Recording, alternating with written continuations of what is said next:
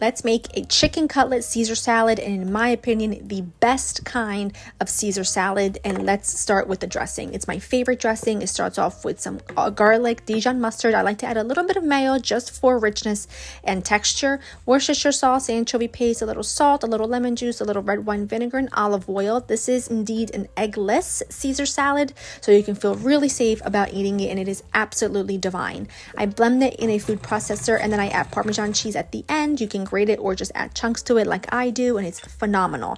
Once the dressing is ready, just set it aside in the fridge until you need it.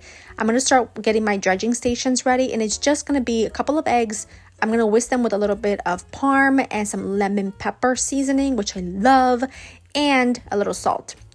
To my breadcrumb mixture, I'm going to add Panko breadcrumbs, regular plain breadcrumbs, a little flour to help bind it all together, more lemon pepper, more Parmesan cheese, and a little pinch of salt, and mix that together. That's going to be your crunchy coating. That's going to make your cutlets oh so delicious.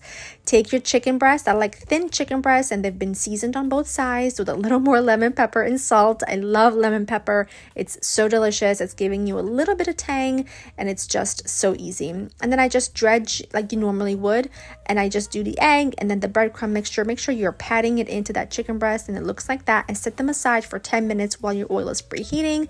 When your oil is ready, you're going to fry them until they're a really beautiful golden brown color. You can use any frying oil that you like. I use extra light olive oil, and that's just my preferred, but you can use any that you like. Cook until golden, and then I like to place them on a wire rack because it keeps them really crispy. They don't go soggy, and they just stay gorgeously brown and crispy on both sides, and you don't get any soggy crust on the bottom. So that's always a great tip anytime you're making anything fried. And then all you're going to do is assemble your salad. Take your romaine lettuce, which is really standard for a Caesar salad. Take some of your dressing, mix it really, really well. I like to use 2 wooden spoons for this, kind of restaurant style. You know how every leaf is coated with that dressing. And then once that's ready, slice your chicken breast or dice it, whatever your heart desire.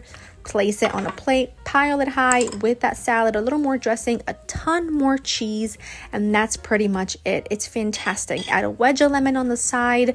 All this needs is a cold drink and maybe a pile of hot French fries, and we would be in business. Recipe is written for you in the caption, and I hope you enjoy.